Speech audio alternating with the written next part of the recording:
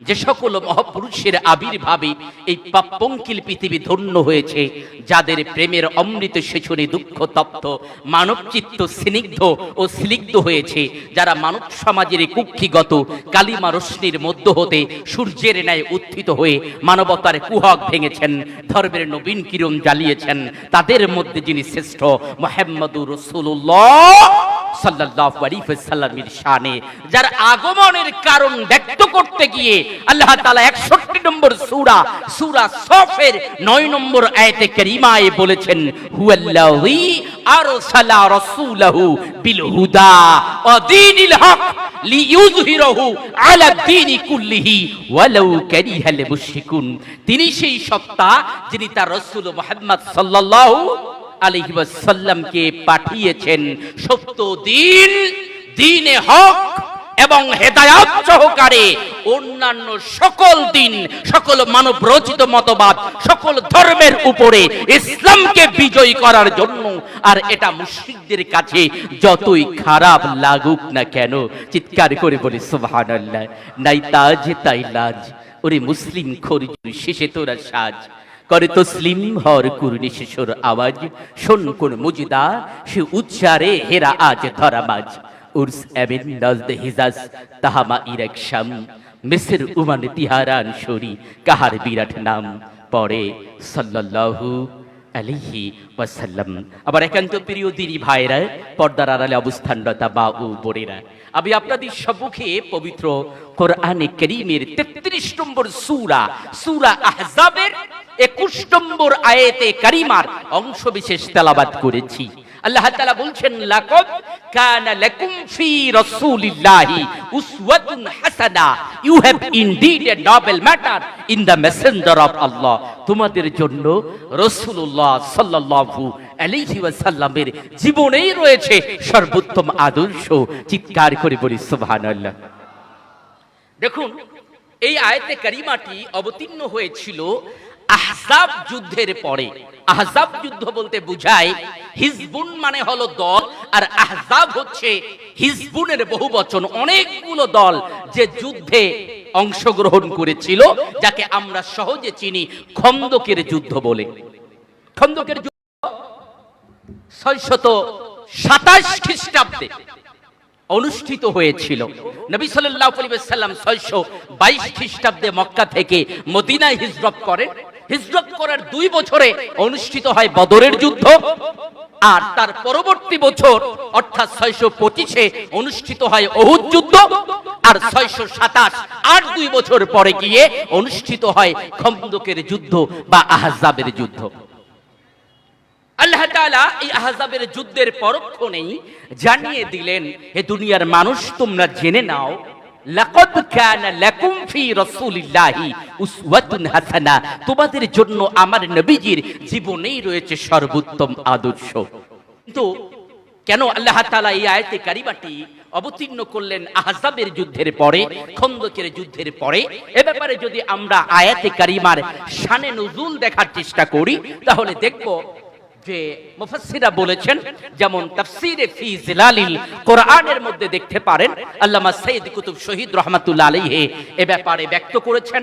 এছাড়া তাফসীরে মারিফুল কোরআনের মধ্যে মুফতি শফি রাহমাতুল্লাহ আলাইহিও সবিস্তারে আলোচনা করেছেন এই আয়াত অবতীর্ণের প্রেক্ষাপট কি ছিল।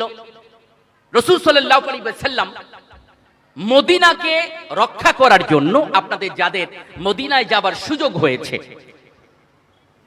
উহুদ পাহাড় থেকে খুব বেশি দূরে নয়, অল্প কিছু দূরে, অর্থাৎ পাহাড়ের পাদদেশে মদিনার যে জনবসতি গড়ে উঠেছে, সেই জনবসতি অতিক্রম করার পরেই, বর্তমানে অবশ্য পরীক্ষার কোনো নমুনা দেখা যায় না, তবে অনেকগুলো মসজিদ করে রাখা আছে পরীক্ষার স্মৃতি হিসেবে। ছোট্ট ছোট্ট 6-7টা মসজিদ আমার দৃষ্টিগোচর হয়েছে এই উহুদ পাহাড়ের পাদদেশে। ঐতিহাসিকরা বলেন যে ওই জায়গাতে পরীক্ষা খনন করা হয়েছিল। পরীক্ষা বলতে সহজ বাংলায় আমরা বলতে পারি খাল খনন করা। মদিনার মানুষদেরকে রক্ষা করার জন্য, মদিনা শহরকে রক্ষা করার জন্য শহরের বাইরে এমন ভাবে খাল খনন করা যেন শত্রুরা সহজে প্রবেশ করতে না পারে। নবী সাল্লাল্লাহু আলাইহি ওয়াসাল্লাম সাহাবায়ে কিরাম রাদিয়াল্লাহু তাআলা আনহুমদেরকে সাথে নিয়ে যখন পরামর্শ সভার আয়োজন করলেন, যে আমরা শুনেছি শুধুমাত্র মক্কার কাফেররা নয়, বরং বিভিন্ন অঞ্চলের অনেকগুলো কাফেরদের দল একত্রিত হয়ে মদিনা অভিমুখে রওনা হচ্ছে। তাদের উদ্দেশ্য হলো মদিনাকে সমূলে ধ্বংস করে দেওয়া, ইসলামের অস্তিত্বকে পৃথিবী থেকে বিলীন করে দেওয়া। নবী সাল্লাল্লাহু আলাইহি ওয়াসাল্লাম সাহাবায়ে কিরামদেরকে সাথে নিয়ে পরামর্শ সভার আয়োজন করলেন। এরই মধ্যে হযরত সালমান ফারসি রাদিয়াল্লাহু তাআলা আনহু, যিনি সবথেকে বয়োজ্যেষ্ঠ সাহাবা ছিলেন, তিনি নবীজিকে পরামর্শ দিলেন, যেহেতু তিনি ইরানের মানুষ ছিলেন, সেহেতু ইরানের একটি প্রযুক্তি, একটি যুদ্ধবিদ্যা নবীজির সাথে তিনি শেয়ার করলেন। বললেন, ইয়া রাসূলুল্লাহ, আমরা মদিনা শহরকে রক্ষা করার জন্য একটি বড় খাল খনন করতে পারি, যাতে আমাদের স্ত্রী পরিজন, নারীরা এবং বাচ্চারা এই যুদ্ধের বিভীষিকা থেকে রক্ষা পেতে পারে।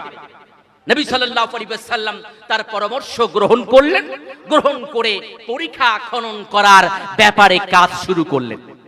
সর্বপ্রথম পরীক্ষা খনন করতে গিয়ে তাফসীরে মারিফুল কুরআনের মধ্যে দেখবেন, হযরত সালমান ফারসি রাদিয়াল্লাহু তাআলা আনহু যখন কোদাল উঠিয়ে মাটি খনন করতে যাবেন, মাটিতে কোপ দেওয়া মাত্র, আঘাত করা মাত্র আগুন বিস্ফোরিত হলো, অর্থাৎ অগ্নি স্ফুলিঙ্গ উঠল। তিনি একটু ভয় পেয়ে গেলেন। আবার পুনরায় কোদাল দিয়ে তিনি আঘাত করলেন, আবার আগুন জ্বলে উঠল। পুনরায় আঘাত করলেন, আবার আগুন জ্বলে উঠল। নবী সাল্লাল্লাহু আলাইহি ওয়াসাল্লাম বিষয়টি অবগত হলেন। অবশেষে তিনি হযরত সালমান ফারসি রাদিয়াল্লাহু তাআলা আনহুর কাছ থেকে কোদাল নিয়ে নিজে আঘাত করলেন। সাথে সাথে ওই জায়গা থেকে আর আগুন বিচ্ছুরিত হয়নি, আগুনের ফুলকি বের হয়নি, বরং ওই কোদালের আঘাতে যে পাথর খণ্ডটি পড়েছিল, ওই পাথর খণ্ডটি কেটে দুই ভাগ হয়ে গেল। কাজের উদ্বোধন করলেন কে? কে উদ্বোধন করলেন? মুহাম্মদ সাল্লাল্লাহু আলাইহি ওয়াসাল্লাম। এবার আসুন, সময় হাতে কম, কিন্তু অনেক বড় পরীক্ষা খনন করতে হবে, জনবল এত বেশি নয়। নবী সাল্লাল্লাহু আলাইহি ওয়াসাল্লাম নিজেই সাহাবায়ে কিরামদের মাঝে গেলেন, গিয়ে তাদেরকে উদ্বুদ্ধ করার জন্য নিজে তাকবীর ধ্বনি দিলেন। তাদেরকে উদ্বুদ্ধ করার জন্য বিভিন্ন রকম আগ্রহী করার বিভিন্ন ভাষা তিনি ব্যবহার করলেন। এখানেই শেষ নয়, সাহাবায়ে কিরামদেরকে বললেন যে তোমরা আমার মাথায় একটা মাটির ঝুড়ি দিয়ে দাও। সাহাবায়ে কিরাম রাদিয়াল্লাহু তাআলা আনহুমগণ বললেন, ইয়া রাসূলুল্লাহ, আপনি আমাদের মাঝে আছেন, এর থেকে বড় সৌভাগ্যের কিছু নেই।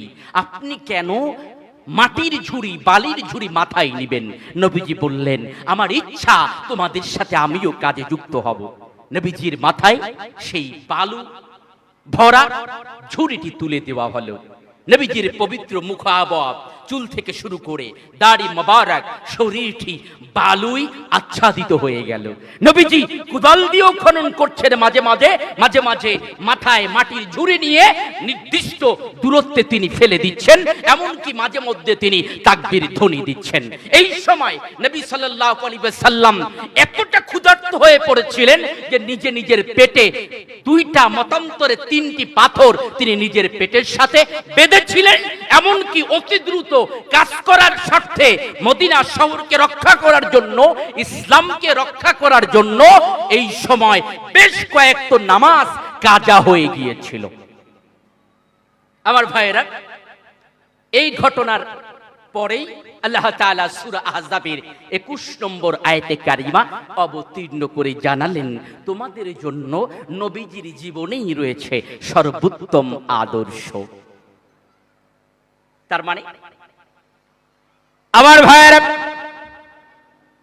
আল্লাহ তাআলা সূরা আহজাবের 21 নম্বর আয়াতে কারিমা অবতীর্ণ করে বিশ্ববাসীকে জানিয়ে দিলেন, ও বিশ্ববাসী শুনে নাও, ও মুসলমান নেতারা শুনে নাও, কিয়ামত পর্যন্ত আমার জমিনে যারা খেলাফতের দায়িত্ব পালন করবে, কিয়ামত পর্যন্ত যারা আমার নবীর উম্মত হয়ে কিয়ামতের দিনের কাজ করে যাবে, নেতৃত্ব দিবে, তাদের জন্য আমার নবীর জীবনের এমন এক আদর্শ রয়েছে, তা হলো শুধুমাত্র নিজেই সিদ্ধান্ত নেবে না, কোন গুরুত্বপূর্ণ কাজ আঞ্জাম দেওয়ার জন্য তুমি আমির হতে পারো, তুমি সভাপতি হতে পারো, তুমি মসজিদের ইমাম হতে পারো, তুমি নিজেই সিদ্ধান্ত গ্রহণ করবে না, বরং আমার হাবিব যেভাবে তার সহযোগীদেরকে কর্মীদের সাথে নিয়ে পরামর্শ করেছিল, তোমরাও পরামর্শের ভিত্তিতে গুরুত্বপূর্ণ কাজের সমাধানে গুরুত্বপূর্ণ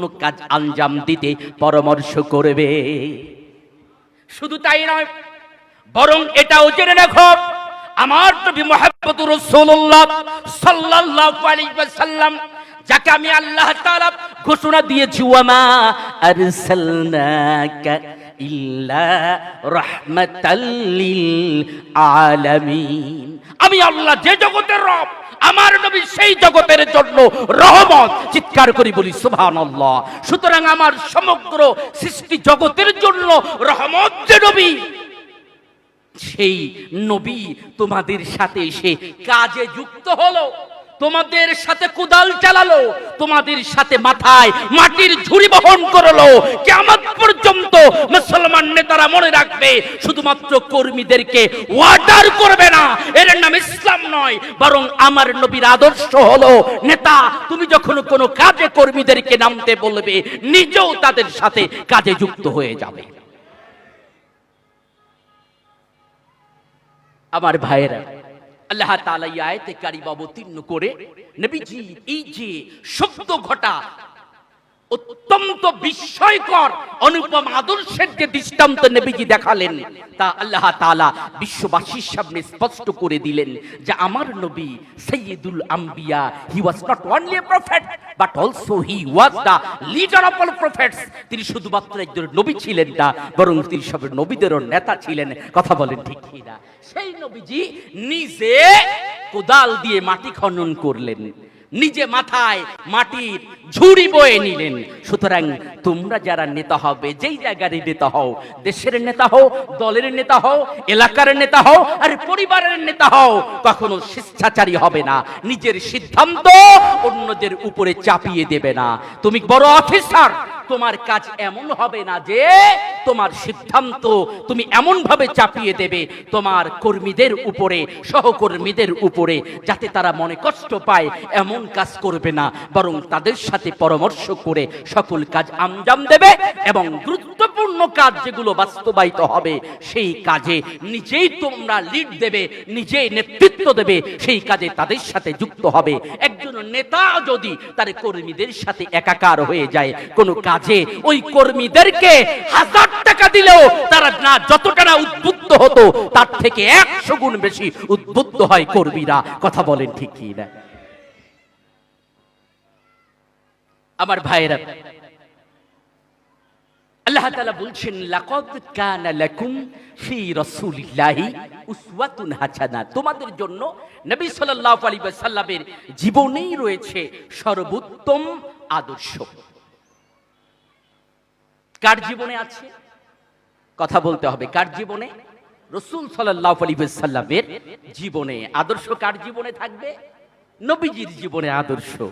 এই আয়াতের বাকি অংশটি যদি দেখেন, সেখানে আল্লাহ তাআলা বলছেন নবীজির জীবনে আদর্শ আছে তাদের জন্য যারা আল্লাহ তাআলার সাক্ষাৎ প্রত্যাশা করে এবং আখিরাতের জবাবদিহিতার ভয় করে, আখিরাতের উপরে যারা ঈমান আনে।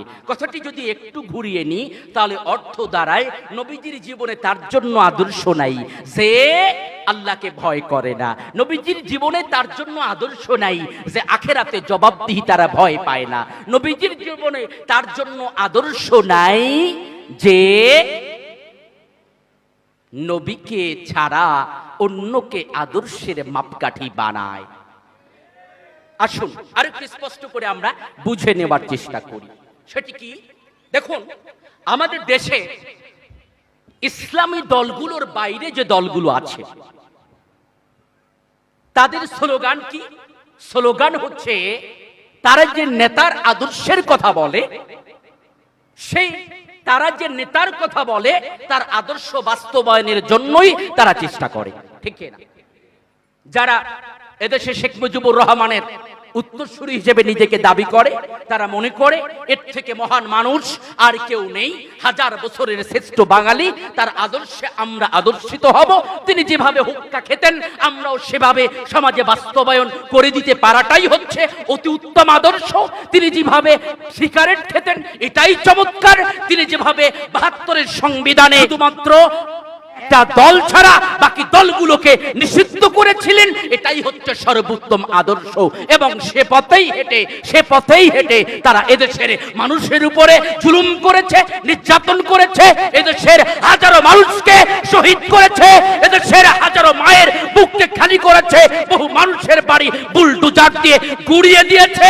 একটাই উদ্দেশ্য, তারা মুজিবের আদর্শ বাস্তবায়ন করতে চায়। আমার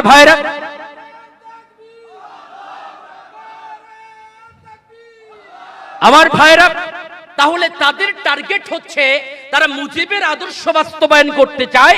এই কারণে তাদের বক্তব্য, বিবৃতি, তাদের স্লোগানে সব জায়গায় মুজিব ছাড়া আর কোনো কথা নাই, ঠিক কি না?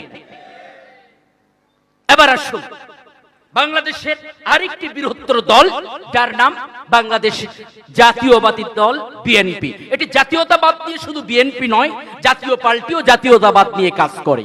আসুন এই জাতীয়তাবাদের যারা এদেশে ভূমিকা রাখছে, সেক্ষেত্রে যদি আমরা সহজ ভাষায় বিএনপির কথা বলি, তাহলে তাদের টার্গেট হচ্ছে রাষ্ট্রপতি জিয়াউর রহমান যেভাবে দেশ পরিচালনা করেছিলেন, তিনি যেভাবে চলতেন, তিনি যেভাবে ভাবতেন, সেই আদর্শ এই সমাজে প্রতিষ্ঠিত হোক। তাদের টার্গেট, ইচ্ছা হলো এই সমাজে জিয়াউর রহমানের আদর্শ প্রতিষ্ঠিত হোক। কথা বলেন ঠিক কিনা? যারা জাতীয় পার্টির লোক আছে তাদেরও ভাষ্য যে সাদ সাহেব যেভাবে দেশ চালিয়েছিলেন ৯ বছর, ওইভাবেই আমরা দেশ চালাতে চাই, তার পরিকল্পনার আলোকেই সামনে আগাতে চাই, এবং তিনিই হচ্ছেন আমাদের আদর্শের মাপকাঠি। কথা বলেন ঠিক কি না? এবার আসুন আল্লাহ তাআলা সূরা আহজাবের ২১ নম্বর আয়াতে কারিমায় বলে দিলেন, তোমরা যারা আল্লাহর সাথে সাক্ষাতের প্রত্যাশা করো, যারা আখিরাতে জবাবদিহিতার কথা চিন্তা করো, আমি আল্লাহ বলে দিলাম তোমাদের জন্য শুধুমাত্র একমাত্র আমার নবীর জীবনেই রয়েছে সর্বোত্তম আদর্শ। সুতরাং কোন মুসলমান যদি নিজেকে মুসলমান দাবি করে, কোন বাঙালি যদি নিজেকে মুসলমান দাবি করে, সে কখনো নবীর আদর্শর বাস্তবায়ন ছাড়া অন্য কোন নেতার, অন্য কোন মতের অনুসারী হতে পারে না। কেন? দেখুন আল্লাহ তাআলা যেখানে বললেন যে তোমাদের জন্য নবীজির জীবনে আদর্শ আছে, কারা? যারা আখিরাতকে বিশ্বাস করে, যারা আল্লাহ তাআলার সাথে সাক্ষাৎ প্রত্যাশা করে। সুতরাং বোঝা যায় যারা নবীর আদর্শ বাস্তবায়ন বাদ দিয়ে নবীর আন্দোলন সমাজে প্রতিষ্ঠার ইচ্ছা, প্রচেষ্টা, বাস্তবায়নের প্রচেষ্টা বাদ দিয়ে যারা কোনো অন্য নেতার আদর্শ বাস্তবায়ন করতে চায়, তারা আখিরাতের প্রত্যাশা করে না, তারা আল্লাহর সাথে সাক্ষাতের প্রত্যাশা করে না। এই আয়াতে প্রমাণ করে ওরা আসলে কাফের। আসুন আর একটু কথা বলিনি। এই নবী সাল্লাল্লাহু আলাইহি ওয়াসাল্লামকে আল্লাহ তাআলা পাঠালেন, যেটি আমি শুরুতেই বলেছিলাম, ৬১ নম্বর সূরা সফের ৯ নম্বর আয়াতে কারিমা আল্লাহ তাআলা বলছেন, হুয়াল্লাযী আরসালা রাসূলাহু বিল হুদা ওয়া দীনিল হাক্কি লিইয়ুযহিরাহু আলা দীনি কুল্লিহি ওয়ালাউ কারিহাল মুশরিকুন। তিনি সেই সত্তা যিনি তার রাসূলকে পাঠিয়েছেন সত্য দিন এবং হেদায়াত সহকারে, এই কারণে যে বিজয় করার জন্য ইসলামকে অন্য দিনের উপরে, অন্য দিন বলতে কি শুধুমাত্র অন্য ধর্ম বুঝায়? কেন বুঝায় না? আমাকে একটু কেউ দেখাতে পারবেন হিন্দু ধর্মের কোন ধর্মগ্রন্থ দিয়ে, সেটা যজুর্বেদ হোক, ঋগ্বেদ হোক, সামবেদ হোক বা অথর্ববেদ হোক কিংবা গীতার মধ্য দিয়ে আমাকে কেউ দেখাতে পারবেন যে নিজেদের পারিবারিক জীবন কিভাবে চালাতে হয় এমন একটা আলোচনা আছে? চোর যদি চুরি করে তাকে কিভাবে শাস্তি দেওয়া যাবে, ডাকাত যদি ডাকাতি করে তাকে কিভাবে শাস্তি দেওয়া যাবে, খুঁজে দেখাতে পারবেন? পারবেন না। কারণ হিন্দু ধর্মটি একটি আলাদা ধর্ম প্রকৃতির, শুধুমাত্র উপাসনা সর্বস্ব দিকগুলোকেই ইঙ্গিত করেছে। কিন্তু ইসলাম যাকে কমপ্লিট কোড অফ লাইফ বলা হয়। আল্লাহ তাআলা বিদায় হজের পরক্ষণে বলেছিলেন, আল ইয়াউমা আকমালতু লাকুম দীনাকুম, আমি তোমাদের জন্য আমার দ্বীনকে পরিপূর্ণ করে দিলাম। ইসলাম এমন এক ধর্ম যাকে প্রকৃত অর্থে বলা হয় জীবন ব্যবস্থা, যা মানুষের ব্যক্তিগত জীবন, পারিবারিক জীবন, সামাজিক, রাজনৈতিক, আন্তর্জাতিক সকল জীবনের সকল সমস্যার সমাধান ইসলামে আলোচনা আছে না নাই? তাহলে এবার আসুন আমরা যদি আমাদের দেশের দিকে তাকাই, এখানে যে বিচার ব্যবস্থা, যে দণ্ডবিধির আলোকে আমাদের দেশ পরিচালিত হয়, 1860 সালের পেনাল কোড, এই পেনাল কোডের আলোকেই দণ্ডগুলো, ম্যাক্সিমাম দণ্ডগুলো প্রদান করা হয়। নতুন বিশেষ আইনগুলো হয়তো কিছু কিছু জায়গায় সংস্কার হয়েছে। ইসলাম বলে চোর নারী হোক বা পুরুষ হোক উভয়ের হাত কেটে দাও। আর দেশীয় আইন বলে চোর যদি চুরি করে তাকে 3 বছর পর্যন্ত জেল দিয়ে দাও। কি বুঝলেন? ইসলাম বলে জেনাকারী যদি বিবাহিত হয় তাকে রজম করে পাথর মেরে হত্যা করো, আর যদি অবিবাহিত হয় তাকে 100 বেত্রাঘাত করো। আর আমাদের দেশের আইন 375 নম্বর ধারা দণ্ডবিধির, সেখানে বলা হলো যদি নারী পুরুষের কনসেন্ট থাকে, সম্মতি থাকে, তাহলে এটা কোনো অপরাধ হিসেবে সাব্যস্ত হবে না। বুঝলেন? জিনার মতো এত ভয়াবহ অপরাধকে আমাদের দেশের আইনে কোনো অপরাধ হিসেবে সাব্যস্ত করা হয়। আমাদের সমাজে আল্লাহ তাআলার বিধান বাস্তবায়িত নাই, রাষ্ট্রীয়ভাবে যে এটা প্রতিষ্ঠিত নাই, এই প্রতিষ্ঠা করা ছিল আমাদের জন্য ফরজ। সেই ফরজ কাজকে বাদ দিয়ে আমরা নিজেরাই দ্বন্দ্বে লিপ্ত হয়েছি। কথা বলেন ঠিক কিনা? আমার ভাইয়েরা, আমি যে বিষয়টি বলতে চাই, এই যে আইন 1860 সালে প্রণয়ন করা হলো, এটা কোন আমলে হয়েছে? ইংরেজ আমলে। তাহলে এই আইনের একজন প্রণেতা আছে না নাই? এই আইন একজন বানিয়েছে কি না? বানিয়েছে। সে কে? মানুষ না আল্লাহ? মানুষ। এবার আসুন, আল্লাহ তাআলা হচ্ছেন আমাদের রব। আল্লাহ কি? রব। রব শব্দের 4টা অর্থ হতে পারে মৌলিকভাবে।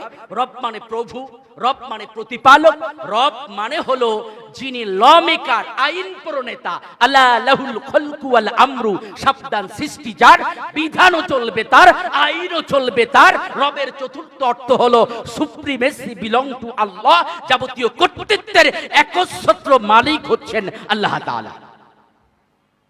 এখন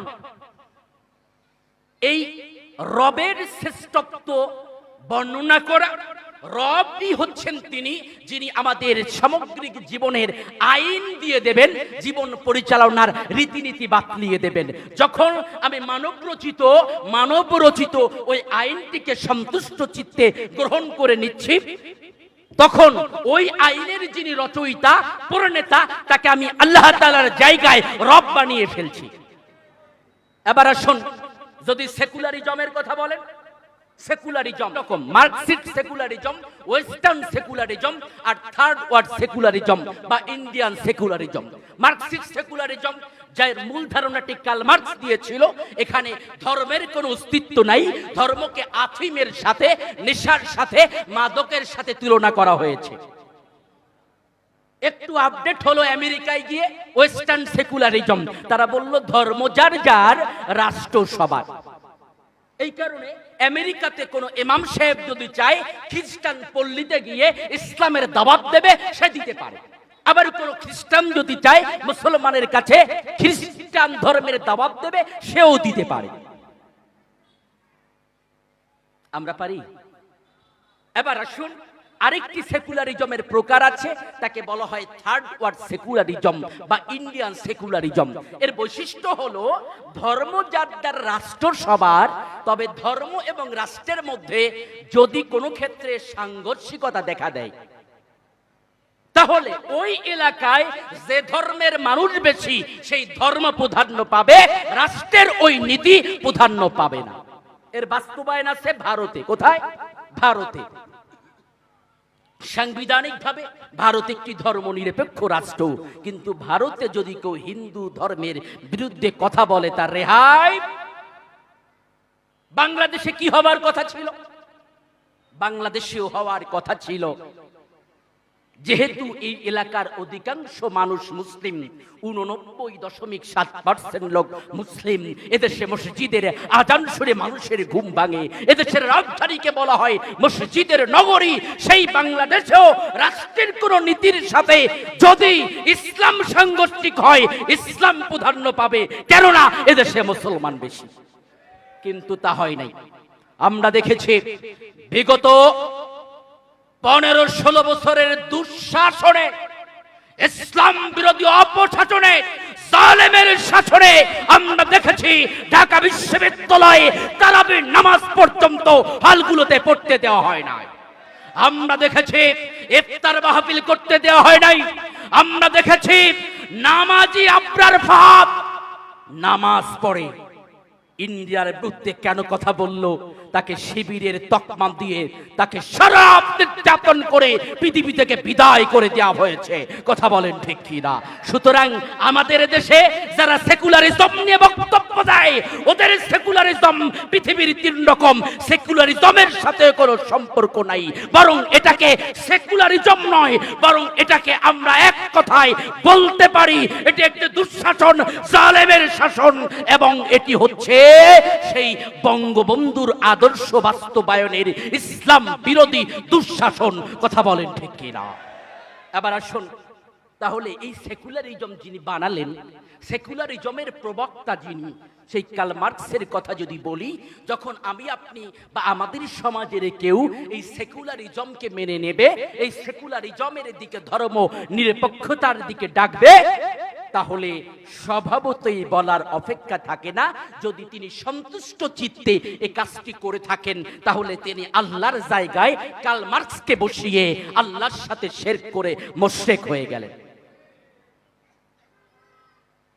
যদি সন্তুষ্ট চিত্তে নয়, বরং তার ভাবটা হলো এই যে দুনিয়ার সুবিধা নিতে, চাকরি বাকরি টিকিয়ে রাখতে একটু আধটু আপোষ করে চলতে হয়। আছেন এমন একটা শ্রেণী, সুবিধাবাদী, সুবিধাবাদী জিন্দাবাদ। যদি এমনটিও হয়, তাহলে শরীয়তের দৃষ্টিকোণ দিয়ে, যেহেতু তার অন্তর এক আর কাজে ভিন্ন, নিঃসন্দেহে ওই লোকটি টাটকা মুনাফিক। তাহলে সেকুলারিজম হোক, এবার আসুন জাতীয়তাবাদ, ন্যাশনালিজম, এটা কে বানিয়েছে? এটাও মানুষের বানানো নাকি? ম্যাকিয়াভেলিকে বলা হয় আধুনিক জাতীয়তাবাদের জনক। অর্থাৎ এটাকে বানিয়েছে, এটাও মানুষ বানিয়েছে। যদি কেউ জাতীয়তাবাদকেও সন্তুষ্ট চিত্তে গ্রহণ করে, মানুষকে জাতীয়তাবাদের দিকে ডাকে, সে আসলে আল্লাহ তাআলার সাথে শিরক করলো, মুশরিক হয়ে গেল। কথা বলেন ঠিক কি না? আর যদি সুবিধার জন্য করে, তাহলে কি হবে? কি হবে?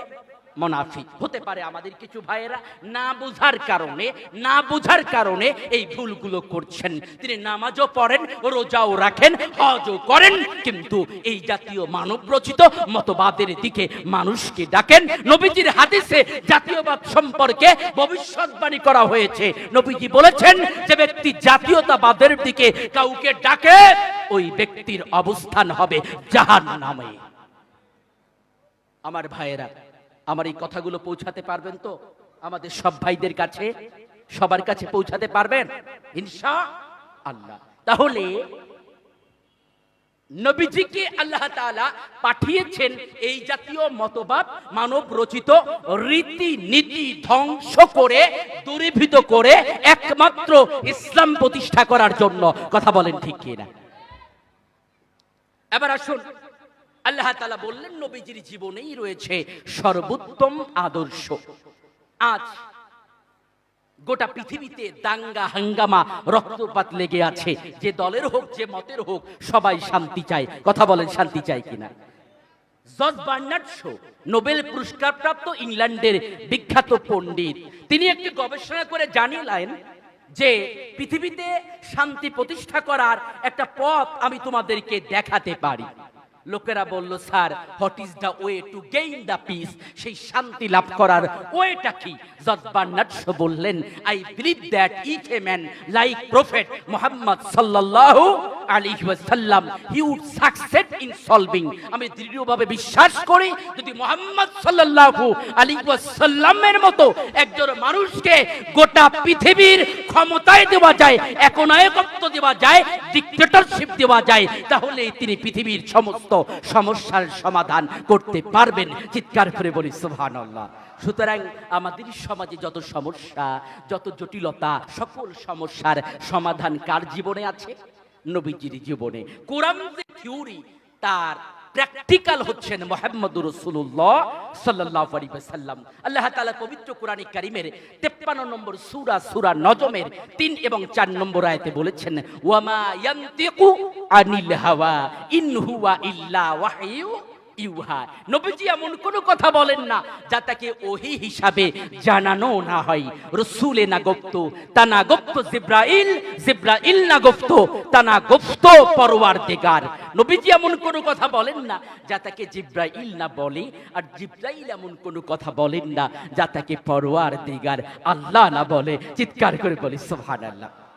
আমার প্রিয় ভাইয়েরা, এই পৃথিবীতে যদি শান্তি পেতে চাই, সঠিক অর্থে শান্তি যদি আমরা পেতে চাই, আমাদের অবশ্যই নবীজির আদর্শ মেনে চলতে হবে। নবীজির আদর্শের পরিব্যাপ্তি এতটা ব্যাপক, মহাকবি মিল্টন এভাবেই বলার চেষ্টা করেছেন যে মুহাম্মদ সাল্লাল্লাহু আলাইহি ওয়াসাল্লাম হলেন তলাবিহীন সাগর। কেমন সাগর? তলাবিহীন সাগর। আটলান্টিক মহাসাগরের মধ্যে যদি হিমালয়ের সর্বোচ্চ চূড়া মাউন্ট এভারেস্টকে ছেড়ে দেওয়া হয়, তাও কয়েক হাজার ফুট পানির নিচে তলিয়ে যাবে। আর নবীজির বিবরণ দিতে গিয়ে মহাকবি মিল্টন বলেছেন যে মুহাম্মদ সাল্লাল্লাহু আলাইহি ওয়াসাল্লাম হলেন তলাবিহীন সাগর, এমন সাগর যার তলাই নাই, আকাশের মতো সীমাহীন তার সীমানা। নবীজির জীবন যদি অধ্যয়ন করেন, নবীজির জীবন নিয়ে যদি পড়াশোনা করেন, আপনাদের কাছে নিবেদন থাকবে আর রাহিকুল মাখতুম, সিরাত ইবনে হিশাম, জাদুল মাআদ, মানবতার বন্ধু মুহাম্মদুর রাসূলুল্লাহ সাল্লাল্লাহু আলাইহি ওয়াসাল্লাম, এই গ্রন্থগুলো আপনারা পড়বেন। নবীজির জীবনের সাথে যত বেশি আপনি আপনার কাজগুলোকে মিলিয়ে নিতে পারবেন, ততই বেশি আপনি সফলতা পাবেন ইনশাআল্লাহ। আমার ভাইরা, নবী সাল্লাল্লাহু আলাইহি ওয়াসাল্লামকে নিয়ে যদি গবেষণা করা হয়, তার আদর্শ নিয়ে যদি কথা বলা হয়, এমন কোন দিক ছিল না যা নবীজির ভিতরে প্রকাশিত হয়নি। যদি কোনো সায়েন্সের যিনি পণ্ডিত, তিনিও যদি নবীজিকে নিয়ে গবেষণা করেন, দেখবেন নবীজি ছিলেন একজন উত্তম ডাক্তার।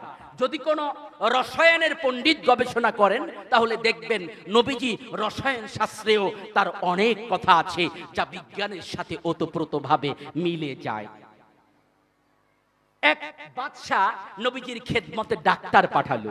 ডাক্তার কিছুদিন থেকে ফিরে গেছে বাদশার কাছে। বাদশা বলল, কি খবর? তোমাকে না নবীজির খেদমতে পাঠালাম, তুমি ফিরে আসলে কেন? ডাক্তার বলল যে সম্রাট, আসলে সেখানে আমার থাকার কোনো দরকার নাই। বললে, মানে কি থাকার দরকার নেই কেন?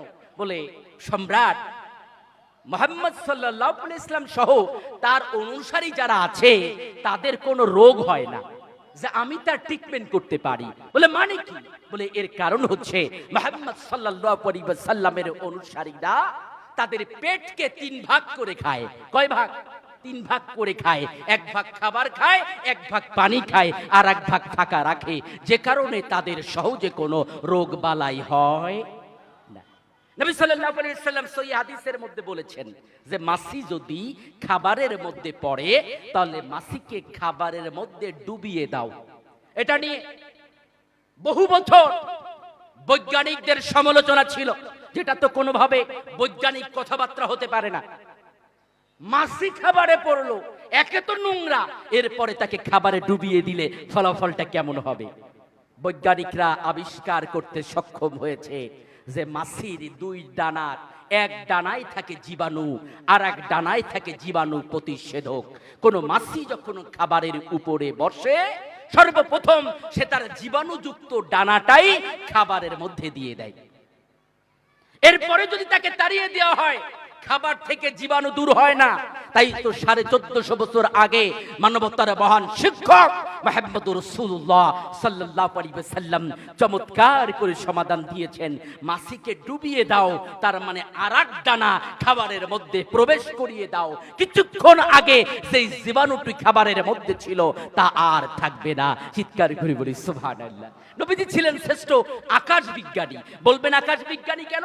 মুহাম্মদ সাল্লাল্লাহু আলাইহি ওয়াসাল্লাম কি নীল আর্মস্ট্রং, মাইকেল কলিন্সটিং বা অলড্রিনের মতো চাঁদে গমন করেছিলেন? আপনাদের মনে থাকবে 1969 সালের 20 জুলাই আমেরিকান 3 নভোচারী অ্যাপোলো 11 করে 2,40,000 মাইল পাড়ি দিয়ে চাঁদে গমন করেছিল। যেই বাহনে তারা গিয়েছিল অ্যাপোলো 11, এর গতি ছিল প্রতি সেকেন্ডে প্রায় 12 মাইল। আর আমার নবী চাঁদ নয়, প্রথম আসমান নয়, প্রথম আসমান, দ্বিতীয়, তৃতীয়, সপ্ত আসমান ছাড়িয়ে সিদরাতুল মুনতাহায় পাড়ি জমিয়েছিলেন যে বাহনে করে। সেই বাহনের নাম ছিল বোরাক, যার আরবি হচ্ছে বারকুন। আর বারকুন শব্দের অর্থ হলো বিদ্যুৎ। তার মানে আমার নবী যে বাহনে গিয়েছিলেন, বিদ্যুতের গতি 1 সেকেন্ডে 1,86,000 মাইল। তার মানে নবীজি যেই বাহনে আসমান ভ্রমণ করেছিলেন, ওই বাহনের গতি ছিল কম পক্ষে 1,86,000 মাইল। চিৎকার করে বলি সুবহানাল্লাহ। আমার ভাইরা, নবী সাল্লাল্লাহু আলাইহি ওয়াসাল্লাম আদর্শের শ্রেষ্ঠ মডেল। তার দয়ার কোনো সীমানা আছে? সীমানা নাই। তিনি যখন তায়েফে গিয়েছিলেন, নির্মমভাবে নির্যাতিত হলেন, রক্তাক্ত হলেন, বারংবার পড়ে গেলেন। নবীজি তখন আল্লাহ তাআলার কাছে ফরিয়াদ করেছিলেন, হে আল্লাহ, এই কওমের উপরে তুমি গজব নাজিল করো না। আমার ভাইরা, আল্লাহ তাআলার নবী তায়েফের ময়দানে রক্ত রঞ্জিত হয়ে যখন বারংবার বেহুশ হয়ে পড়ে, এর মধ্যে তায়েফের পাহাড়ে নিযুক্ত ফেরেশতারা চলে এসেছে হযরত জিবরাইলের নেতৃত্বে। হযরত জিবরাইল ডাক দিয়ে বললেন, নবী, তায়েফের পাহাড়ে নিযুক্ত ফেরেশতারা চলে এসেছে, আপনার রক্ত ঝরছে শরীর দিয়ে। এই দৃশ্য ফেরেশতারা সহ্য করতে পারছে না। আপনি যদি একটু অনুমতি দেন, তায়েফের পাহাড় থেকে বৃষ্টির মতো পাথর নিক্ষেপ করে তায়েফবাসীকে শেষ করে দেওয়া হবে। আল্লাহ তাআলার নবী বললেন, জিবরাইল, এই অনুমতি আমি দিতে পারি না। আমি তো রহমতের নবী। হয়তো হতে পারে এরা আমাকে না চেনার কারণে ঈমান আনে নাই, কিন্তু এদের বংশধর যারা হবে, ওরসে যারা জন্মগ্রহণ করবে, তারা হয়তো আমাকে চিনে আল্লাহর দ্বীন গ্রহণ করতে পারে। সুবহানাল্লাহ। আব্দুল্লাহ ইবনে উবাই কত বড় মুনাফিক ছিল। এই আব্দুল্লাহ ইবনে উবাইকে নবীজি হত্যার নির্দেশ দেন নাই? দিয়েছিলেন? দেন নাই। এমনকি আব্দুল্লাহ ইবনে উবাইয়ের যখন মৃত্যু হয়ে গেল, তার সন্তান, তার নামও ছিল আব্দুল্লাহ, তিনি আসলেন নবীজির কাছে। নবীজির একজন প্রিয় সাহাবা ছিলেন। নবীজির কাছে সে বললেন, ইয়া রাসূলুল্লাহ, আমার পিতার ব্যাপারে আমার থেকেও আপনি ভালো জানেন, কিন্তু নিজের পিতা বলে দয়া হয়, মায়া হয়। নবী, নিজের পিতা জাহান্নামের আগুনে জ্বলবে, আমি তার সন্তান হয়ে কেমনে সহ্য করি? ইয়া রাসূলুল্লাহ, আপনার একটা জুব্বা যদি আমার পিতার কাফনের জন্য দিতেন, আর আপনি যদি নিজে জানাজা পড়াইতেন, আল্লাহ হয়তো আমার পিতাকে মাফ করতেও পারেন। আমার ভাইরা, আল্লাহর নবী সাহাবার প্রত্যাশাকে অসম্মান করেননি, সাহাবার আশাকে ভেঙে দেন নাই। যেই আব্দুল্লাহ ইবনে উবাই উহুদের প্রান্তর থেকে 300 সৈন্য ভাগিয়ে এনেছিল, গোপনে গোপনে মদিনা আক্রমণের জন্য কাফেরদের সাথে আতায়াত করেছিল, সেই আব্দুল্লাহ ইবনে উবাইয়ের জন্য আল্লাহর নবী ঘর থেকে নিজের জুব্বা এনে দিলেন। যাও, এই জুব্বা দিয়ে আব্দুল্লাহ ইবনে উবাইয়ের কাফনের ব্যবস্থা করো। আর চিন্তা করো না, আমি দয়ার নবী, মায়ের নবী, তোমার পিতার জানাজা পড়াবো। আল্লাহর নবী জানাজায় রওনা হলেন। জামার পিছন দিয়ে হযরত ওমর ইবনুল খাত্তাব রাদিয়াল্লাহু তাআলা আনহু নবীজির জামার পিছন দিয়ে টেনে ধরলেন, টেনে ধরে বললেন, ওগো আল্লাহর নবী, এই লোকটার জানাজা আপনি পড়াবেন না। সারা জীবন দিনের বিরুদ্ধাচরণ করেছে, উহুদের প্রান্তর থেকে 300 সৈন্য ভাগিয়ে এনেছে। আল্লাহর নবী বললেন, ওমর, এই লোকটাকে যদি আল্লাহ মাফ করে তোমার কি কোনো ক্ষতি আছে? তোমার কি কোনো ক্ষতি আছে? হযরত ওমর লাজবাব হয়ে গেলেন, বললেন, ইয়া রাসূলুল্লাহ, না আমার কোনো ক্ষতি নাই। আল্লাহর নবী আব্দুল্লাহ ইবনে উবাইয়ের জানাজা পড়ালেন। জানাজার মধ্যে তিনি এত বড় দোয়া করলেন, যেমন দোয়া তিনি সাধারণত করতেন না। জানাজা হয়ে গেল, জানাজা হয়ে গেল। অতঃপর আল্লাহ তাআলা কোরআনে কারীমের আয়াত অবতীর্ণ করে জানিয়ে দিলেন 9 নম্বর সূরা, সূরা তওবার 80 নম্বর আয়াত। আল্লাহ তাআলা বলছেন, ইন তাসতাগফির লাহুম 70 মাররাতান ফালাই ইউগফিরাল্লাহু লাহুম। ও নবী, যদি তুমি এই আব্দুল্লাহ ইবনে উবাইয়ের জন্য 70 বার মাগফিরাতের দোয়া করো, এমন কট্টর ইসলামের দুশমনের জন্য তোমার দোয়া কবুল হবে না। হাদিসের মধ্যে এসেছে, আল্লাহর নবী বলেছেন, গুনে গুনে যদি 71 বার দোয়া করলেও আব্দুল্লাহ ইবনে উবাইকে maaf করা হতো। আমি তাই আল্লাহর কাছে করতাম। দেখুন আমার ভাইয়েরা, আমরা আমাদের প্রতিবেশীর সাথে শত্রুতা করি। আমার দলের কর্মী আর আমি আরেক দলের কর্মী, তাই তো তারে পুলিশ দিয়ে ধরায়। দয়ার নবী, মায়ার নবী, উম্মত বলে যদি কেউ দাবি করতে চায়, সে যে দলেরই হোক, তাকে স্পষ্ট জেনে নিতে হবে আল্লাহর হাবিব শিক্ষা দিয়েছেন, মানুষের প্রতি দয়া করো, মানুষের প্রতি অনুগ্রহ করো। তবে হ্যাঁ, যদি তার দুশমনী এমন পর্যায়ে আসে, এমন পর্যায়ে আসে যে তার দুশমনী প্রকাশ্য, তাহলে ইসলাম সেক্ষেত্রেও ছাড় দেয় নাই। যেমন ইহুদি কবি কাব ইবনে আশরাফ যখন ইসলামকে কটূক্তি করে কবিতা লিখেছিল, নবীজির বিরুদ্ধে কবিতা লিখেছিল, নবীজি তাকে হত্যার নির্দেশ দিয়েছিলেন। আমার ভাইয়েরা, আমি যে কথাটি বুঝাতে চাই, আমার নবী ছিলেন দয়ার সাগর, তার দয়ার কোনো সীমানা। ভাইরা আমার, আল্লাহ তাআলার এই নবী মুহাম্মদুর রাসূলুল্লাহ সাল্লাল্লাহু আলাইহি ওয়াসাল্লাম, তার থেকে শ্রেষ্ঠ মানুষ আর কেউ হতে পারে না, যাকে মক্কার লোকেরা আল আমিন উপাধি দিল, সবথেকে বিশ্বস্ত উপাধি দিল। সেই নবীজি যখন 610 খ্রিস্টাব্দে হেরা পর্বতের গুহা থেকে ফিরে এসে কম্বল আচ্ছাদিত হয়ে শুয়েছিলেন, মা খাদিজাকে বললেন, জাম্মিলুনি জাম্মিলুনি, খাদিজা আমাকে কম্বল গায়ে দিয়ে দাও। এরপরে আল্লাহ তাআলা কোরআনে কারীমের সূরা মুদ্দাসসির অবতীর্ণ করে জানিয়ে দিলেন, ইয়া আইয়ুহাল মুদ্দাসসির কুম ফাআনজির, ওহে কম্বল আচ্ছাদিত ব্যক্তি, ওঠো, মানুষকে সতর্ক করো। অর্থাৎ ওগো হাবিব, হীরা পর্বতের গুহায় জিবরাইলের চাপকে ভয় পেলে চলবে না, গোটা আসমান জুড়ে জিবরাইলকে দেখে ভয় পেলে চলবে না। এই জন্য তোমার উপরে ওহী অবতীর্ণ হয় নাই, বরং এখনই উঠে পড়ো এবং মানুষকে সতর্ক করো। আর তোমার রবের বরত্ব ঘোষণা করো। দুনিয়ার যেখানেই তোমার রবের কর্তৃত্ব নাই, বাতিলের কর্তৃত্ব আছে, ওই বাতিলের কর্তৃত্ব ধূলিসাৎ করে সব জায়গায় তোমার রবের মহিমা, সব জায়গায় বর্ণনা করো, সব জায়গায় আল্লাহর শ্রেষ্ঠত্বের মহিমা প্রকাশ করে দাও। আমার ভাইরা, নবী সাল্লাল্লাহু আলাইহি ওয়াসাল্লাম হযরত খাদিজা রাদিয়াল্লাহু তাআলা আনহাকে বললেন, ওগো খাদিজা, আমার জীবনের শঙ্কা বোধ করি, কি জানো আমার একটা হয়ে গেল। হযরত খাদিজা সব শুনে নবীজিকে বললেন, ওগো প্রাণের স্বামী, আপনি কখনো মিথ্যা কথা বলেন না, আপনি আত্মীয়তার সম্পর্ক রক্ষা করে চলেন, আপনি মিসকিনদেরকে খাবার দেন, ইয়াতিমদের অধিকার নিয়ে কথা বলেন। আপনার জীবনের শঙ্কা থাকতে পারে, আমি আপনার স্ত্রী হয়ে তা বিশ্বাস করি না। তবে আমার একজন চাচাতো ভাই আছে, নাম তার ওরাকা বিন নওফেল, পূর্বের ধর্মগ্রন্থের উপরে পণ্ডিত, তার কাছে আপনাকে নিয়ে যেতে চাই, সে একটা সঠিক ব্যাখ্যা দিতে পারবে।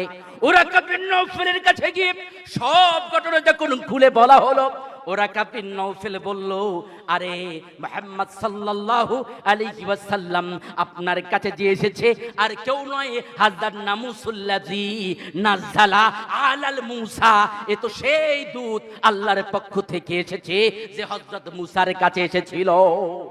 তবে হ্যাঁ, মুহাম্মদ সাল্লাল্লাহু আলাইহি ওয়াসাল্লাম আপনাকে যখন আপনার জাতিরা বের করে দেবে, নিজ দেশ থেকে বের করে দেবে, আপনাকে যখন বন্দী করে রাখবে, আপনার অনুসারীদের উপরে যখন জুলুম নির্যাতন করা হবে, তখন আমি যদি থাকি আপনাকে সহযোগিতা করব। আল্লাহ নবী বললেন, কি বলেন আপনি? আমি মানুষকে সত্য পথ দেখাবো, সত্য দিনের সন্ধান দেব, জাহান্নামের আগুন থেকে বাঁচার পথ দেখাবো, আর মানুষ আমাকে দেশ থেকে তাড়িয়ে দেবে, দেশ থেকে তাড়িয়ে দেবে, আমার অনুসারীদের উপরে জুলুম নির্যাতন করবে, এটা কিভাবে হতে পারে? উরাইকা বিন নাউফেল জবাব দিয়েছিলেন, মুহাম্মদ সাল্লাল্লাহু আলাইহি ওয়াসাল্লাম, শুনে রাখুন, ইতিপূর্বে আপনার এই দায়িত্ব যার উপরে আরোপিত হয়েছে, কারো সাথে জুলুম করা হয় নাই, এমনটা ইতিহাসে হয় নাই, কারো সাথে এমন হয় নাই তাকে দেশ ছাড়া করা হয় নাই।